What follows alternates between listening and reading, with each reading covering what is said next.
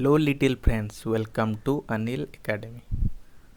Previous class रे आमे chapter 1 history what, where, how and when रो प्रथम part T पढ़िथिले.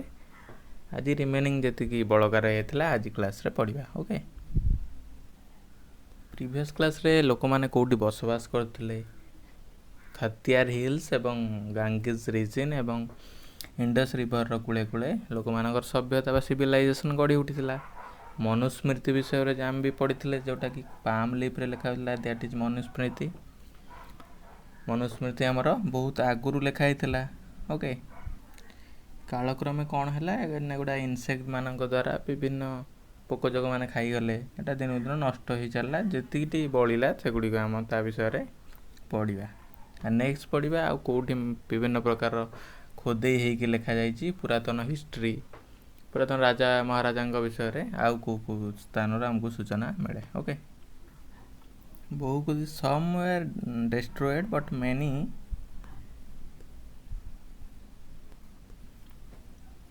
have survived, often preserved in temples and monasteries. This book dealt with all kind of subject, religious belief and practice, the life of king, medicine, science. Beside there were epic, poem, plays. Many of these were written in Sanskrit or other written in Prakrit. बहुत पुरातन लेखनी गुड़िक नष्ट हो जाइथिला बेले किछि temple मान विभिन्न monastery Buddhist monastery Buddha temple मानक सहायता होकर रखा जाइथिला. तादर विभिन्न प्रकार ओनली राजा महाराजा विषय न विभिन्न किंग विषय रे पुरातन जुगर मेडिसिन विषय रे साइंस विषय रे पोएम गीत रचना इत्यादि तादर लिखित होइथिला. Okay.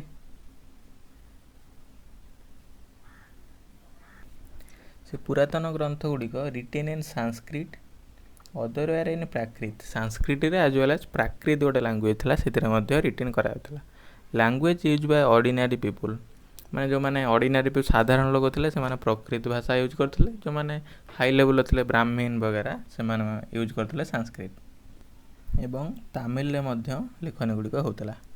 We can also study inscription. Inscription होची शिलालिपि. ओके. जोटा हार्ड प्लेस लिखा जाए बा पत्थर रे लिखा जाए. These are written on relatively hard surface such as stone, metal. Sometimes king got their order inscribed so that people could see, read and obey them. There are other kind of inscription as well as. Okay. खाली palm leaf रे रुह किंतु शिला लिपि रे बा hard surface रे metal धातु गुड़िक कि पत्थर गुड़िक राजा महाराजा विषय लिखा हो कहला कौन इनस्क्रिप्शन बा शिला लेख. एटा कवि बा ऐतिहासिक मैंने निजे लिखुला समय किसी राजा महाराजा मैंने निज आदेश लिखुले जेपरी से गोटे युद्ध विजय कले कि कौन सी दुर्ग विजय कले ता विषय लोक मैंने भविष्य लोक मैंने जानापी शिलालेखर प्रचलन करते. ओके. देख यहाँ हूँ शिलालेख. शिलालेख बा इनस्क्रिप्शन. ओके. कौन ना ओल्ड इनस्क्रिप्शन एटा हूँ गोटे पुरातन inscription. This inscription date about 2250 years ago and was found in Kandahar present day Afghanistan. Etah present day Afghanistan ने फाउंड होता. खांदाहार से जगार ना था 2250 वर्षर पुराणा. It was inscribed on the other name of ruler Ashoka. Ashok ना रे इनस्क्रिप्शन टी होता. अशोक जड़े रूलर थे मगधर तांको ना रे इनस्क्रिप्शन टी होता. You will read about him in chapter number 8 number chapter रे आपण अशोक विषय पढ़ा पाइबे. When we write anything we use a script. Script consist of letter of sign. आम जो लिखती गोटे स्क्रिप्ट बा लिपि दरकार हुए जोटा कि अक्षर जहाँ आम पढ़ी पारती. When we read what is written on speak we use a language. Whenever we read or write जो आम कहती बा लिखती बा कही था से आम निहाती गोटे अक्षर दरकार बा गोटे लैंग्वेज दरकार. लैंग्वेज बिना आमर भाषा किसी कथार मूल्य रहे ना. से ये कौन होता. This inscription was inscribed in 2 language different script and language. गोटे दी प्रकार इनस्क्रिप्शन थिला टॉप साइडटा थिला ग्रीक रे बॉटम साइडटा थिला आरामिक बिलो बा तले जोटा अछि एटा आरामिक थिला ऊपर साइडटा थिला ग्रीक ओके कारण सेतले से दीटा भाषा यूज करथले से रीजन रे टॉप साइडटा कोन थिला ना ग्रीक रे एटा टॉप साइड बॉटमटा थिला आरामिक एटा आरामिक एटा ग्रीक रे से अंचल दीटा भाषा प्रचलन थिबारु दुईटा भाषा ने इनस्क्रिप्शन बा शिलालेख करा जायतिला खाली आम पुरातन जुगर शिलालेख करूले ता भी no there are many other thing that we are made and use in the past those who study these object are called archaeologist okay पुरातन जो प्रश्न तत्व पुरातन काल जो जिनिस गुड़ी आम यूज करथुले बा जो शिलालेख यूज करथुले ता विषय जो माने स्टडी करंती those who study these object are called archaeologist बा प्रश्न तत्वविद पुरातन जिनस पुरातन सभ्यता विषय जो माने स्टडी करंती बा गवेषणा करंती ताको आर्कियोलॉजिस्ट कहा जाए they study the remaining building made of stone and bricks painting and scriptures they also explore the excavate माने खोलिबा dig under the surface of the earth खोली की जो माने पुरातन जिनस बाहर करंती to find tools weapons pot pans ornament विभिन्न tool जिनस पत्र विभिन्न अस्त्र शस्त्र विभिन्न पॉट बा पात्र जो पानी फानी रखी पियंती ornament अलंकार इत्यादि खोली की बाहर करंती एंड coins विभिन्न मुद्रा भी बाहर करंती some of these object may be made of stone other are bone bagged clay और मेटल मेटल तैयारी होता है कादुअरे तैयारी होता है बा स्टोन ने मध्य तैयारी होता है इम्पेरिसेबल सब्सटेंस यूजुअली सर्वाइव में जो गुड़ा नष्ट हो न था से विभिन्न बहुत दिन पर्यंत लॉन्ग लॉन्ग टाइम पर्यंत सर्वाइव बा रही था सुरक्षित भाव में आज भी आम एक्जाबिट कर खोलिकी बाहर करते okay next look at this pot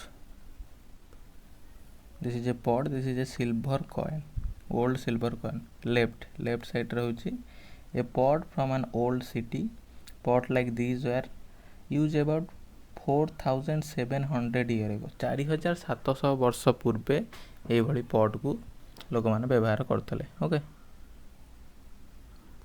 right side कौन देछि ना एटा right side silver coin an old silver coin such as one were use from about 2500 year ago 2500 वर्ष पूर्वे ये सिल्वर कॉइन को लोक मैंने यूज करते in what way in this coin different from other ones use today आजिर coin एवं a coin मध्य कौन तफात अच्छी तुम निजे लिख ओके आर्कियोलॉजिस्ट व प्रश्नतत्वविद मैंने आउ कौन करते हैं archaeology also look for bones of animals birds and fishes to find out what people ate in the past अतीत लोक मैंने कौन खाऊले जानापी विभिन्न पशु पक्षी बा माछर बोन को आर्कियोलॉजिस्ट मैंने फाइंड करि थांती ओके हिस्टोरियंस बा आर्कियोलॉजिस्ट मैंने बा स्कॉलर मैंने आउ कौन करती who study the past often use the word source to refer to the information from the Manusmriti विषय मनुस्मृति पढ़ी विभिन्न पुरातन सभ्यता विषय से माने जानी था इनस्क्रिप्शन शिलालेखरू एंड आर्कियोलॉजी रु विभिन्न पुरातन जिनस पुरातन पदार्थ विषय जाना पाई था one source are found learning about the past become an adventure जिते गोटे सोर्स से पाई था पुरातन सभ्यता विषय पढ़ाई से गोटे निशारे परिणत करती आज we reconstruct it bit by bit so historians and archaeologist are like detective बा पुलिस भली से माने कार्य करथांती गोटिए सुराग पाइले नेक्स्ट होची वन पास्ट और मेनी हमर गोटिए अतीत अछि ना विभिन्न गुडी अतीत अछि did you notice the title of the book is our past ए बॉयर टाइटल कौन our past we have used the word past in plural to draw attention to the fact that the past was different from different group of people विभिन्न जातिर लोकों अनुसार आमर past गुड़िक विभिन्न प्रकार होता है ओके तांकर जीवन शैली विभिन्न प्रकार होता है भिन्न भिन्न होता है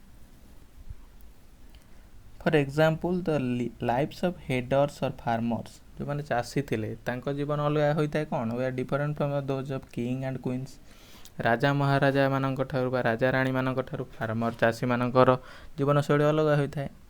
the life of merchant were different from those of craft person. Merchant जो मैंने वाणिज्य बेपार वाणिज्य करती से जीवनशैली जो क्राफ्ट पर्सन जो मैंने कलाकार श्रेणीर लोक ठारू अलग होता है। विभिन्न लोक मानकर जीवनशैली भिन्न भिन्न होता है। तांकर पेशा अनुसार तांकर वृत्ति अनुसार जीवनशैली भिन्न भिन्न होता है। ओके आज जदि आम उदाहरण दवा for example today most people living in Andaman island get their own food by fishing hunting and collecting forest product. एबे आजिकल जो अंडमान द्वीपर जो आदिवासी मान रोचन से माने एबे मध्य फिशिंग माछ धरी हंटिंग करी विभिन्न जंगल जात द्रव्य कलेक्ट करी निजर जीवन यापन करछंती।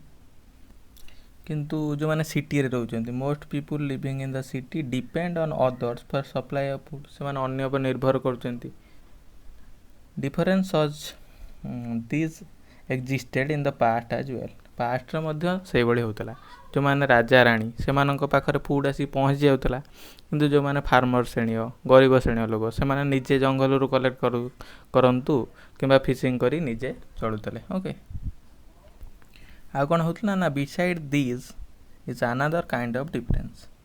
We know a great deal about king and the battle they fought because they kept records of their victories. राजा माने जो युद्ध मान लड़ुले माने कहीं लड़ुले ना विभिन्न राज्य जय करने से विजय गाथा अन्य मानक जनायापी से युद्ध लड़ुले। Generally ordinary people such as hunter fishing folk gatherer farmer or herders did not keep records for what they did. से माने जा कहते से गोटे रेकर्ड लिखाई रही पारला नहीं। राजा जोटा माने धनिक श्रेणी थी नाम रेकर्ड बुक रे रहा किंतु से जो कार्य कले फिशरमैन माने गैदरर माने चाषी माने बा फार्मर माने तांकर कौनसी रेकर्ड रहा नहीं से माने अननोन होइकी रहिले। ओके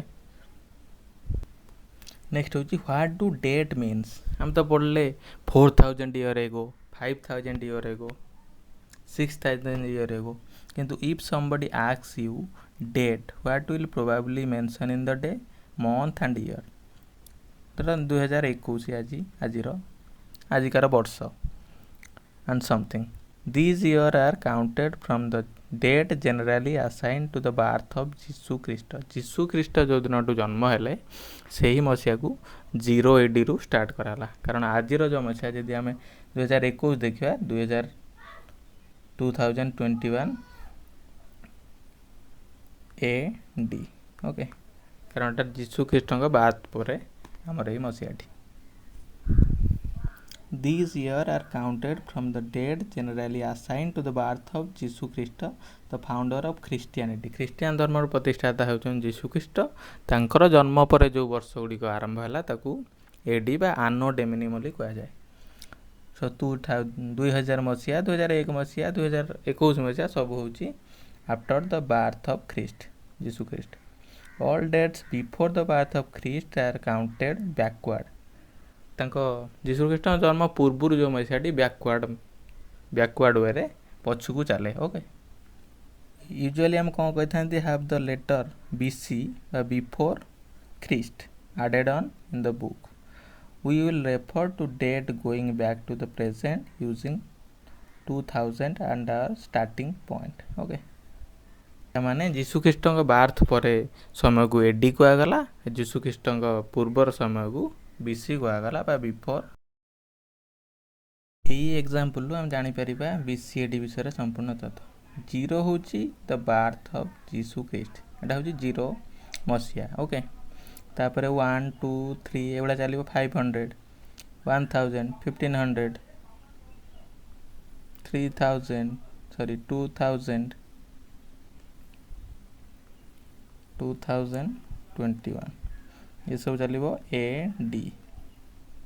ओके एटा राइट साइड एटा हूँ लेफ्ट एटा हूँ बार्थ ऑफ ख्रीस्ट 0 एपट को बैकवर्ड चलो BC left side row.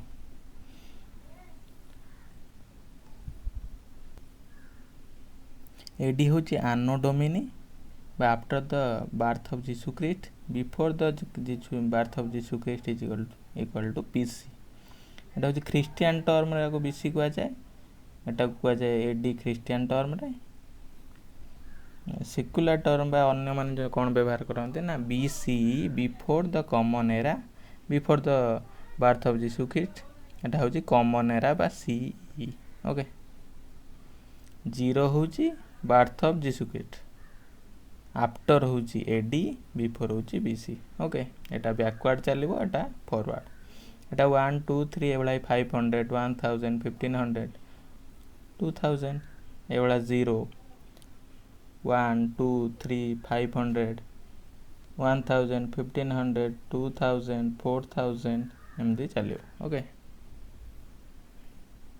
For example Ashok हूँ 2250 मसीह इनस्क्रिप्शन होता ताले ये रहा 2000 तापर आसो तापर ये जगार आसो 2000 ये अशोकर आसला धर 2250 तापर जाए आसो 2300 मसीहा एटा कौन जीव BC कारण एटा बिफोर ख्रीस्ट ओके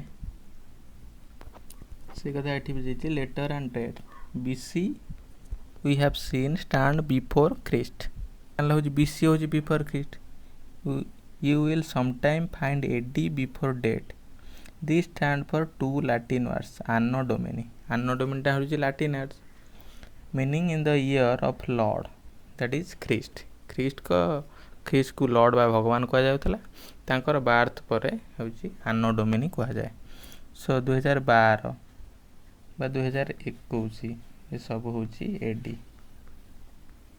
एडी बा anno domini because it is after the birth of Jesus Christ.